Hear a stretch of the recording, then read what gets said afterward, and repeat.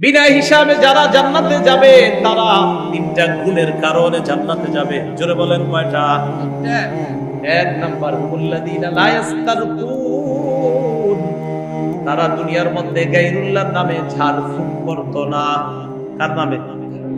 গায়রুল্লাহর নামে ঝাড়ফুঁক করত না, কুফরি কালাম করে। আল্লাহ ছাড়া অন্য কারো নামে ঝাড়ফুঁক করা, এই ঝাড়ফুঁক করত না গায়রুল্লাহর নামে।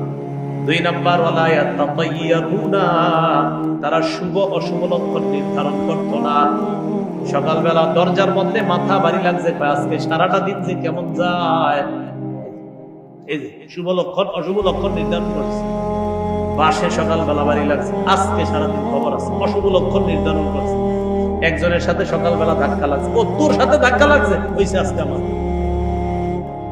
এই অশুভ লক্ষণ নির্ধারণ করছে। এটা সকালবেলা দোকানদারের কাছে আসছে, আইসা কয়েক 1 কেজি পোলাও চাউল দেয়, বাড়িতে মেহমান আসছে, দেওয়ার পর পকেটে হাত দিয়ে ভাই টাকাটা ভুলে গেছে, দৌড়ে নিয়ে আসতেছে, বা টাকা আনেন নাই কয় না, এই তো আপনি শুরুতে বাকি নিলেন, সারাটা দিন আজকে শিরক স্পষ্ট অশুভ লক্ষণ নির্ধারণ করছে। আপনারে কে কইছে বাকি দিলে সারাদিন খারাপ দেব? এটা পৃথিবীর কোন জাল কিতাবে আছে? এটাই কোন আমারে সহি অসহি পরে আগে জাল কিতাবটা দেখা।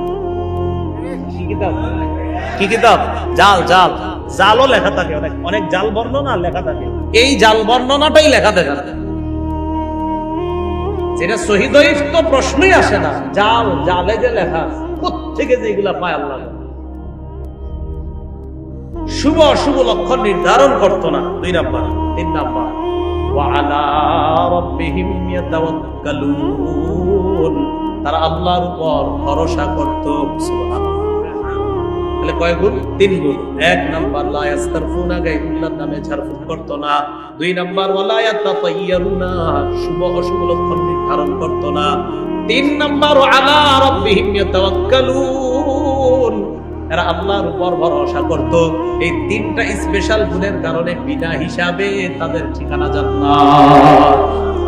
এর মানে আপনারা আবার এই 3টা থেকে বিরত থাকলেন। কথার কথা, আপনি ঝাড়ফুঁক গায়রুল্লাহর নামে ঝাড়ফুঁক করলেন না, আপনি সব শুভ অশুভ লক্ষণ নির্ধারণ করলেন না, আর আল্লাহর উপরে ভরসা, সব ঠিক আছে, আবার 5 ওয়াক্ত নামাজ পড়লেন। এরকম না, কোনো বিষয় না, সব ঠিক থাকতে হবে, ঠিক রাইখা এগুলো আপনি আর কি বেঁচে আছেন। এগুলা বিষয়টা হলো এই, আল্লাহ বুঝার তৌফিক দান করেন।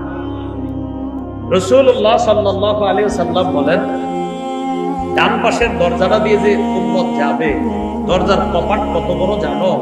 আল্লাযী নাফসি বিয়াদিহি, আল্লাহর শপথ, আল্লাহ মা বাইনা মিসরাইনি মিন মাসারি'i আবওয়াবিল জান্নাহ, জান্নাতের একটা দরজার 2 পাশের কপাটের দূরত্ব কামা বাইনা মক্কা ওয়া হিমনিয়ার, মক্কা আর ইয়ামানের সনআ এর দূরত্ব যত, মক্কা অথবা বসরা যেই পরিমাণ দূরে, জান্নাতের একটা দরজার 2 কপাটের দূরত্বই বলে।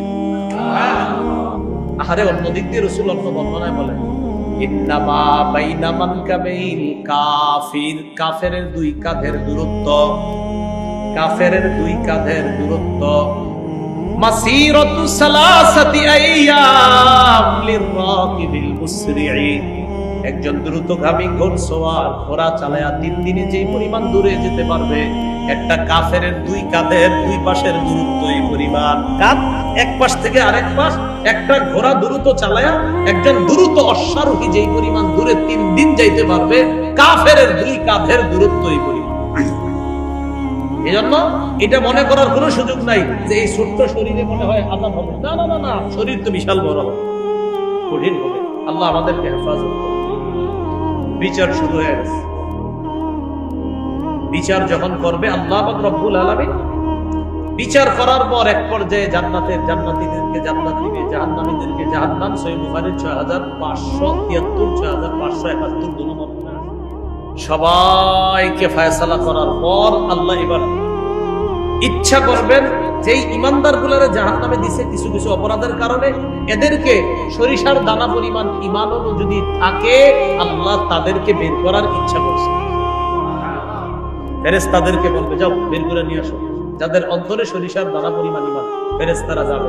প্রশ্ন এসে যায়, হুজুর চিনবো কিভাবে যে এরা যে ঈমানদার? কারণ শাস্তি তো হইতাছে বিভিন্ন শ্রেণী, এরাই যে ঈমানদার চিনবে কেমনে? হাদিসে আসছে, বি আলামাতি আসারি সুজুদ, ঈমানদারের কপালে সেজদার চিহ্নটা দেখে ফেরেশতারা চিনবে এটাই ঈমান।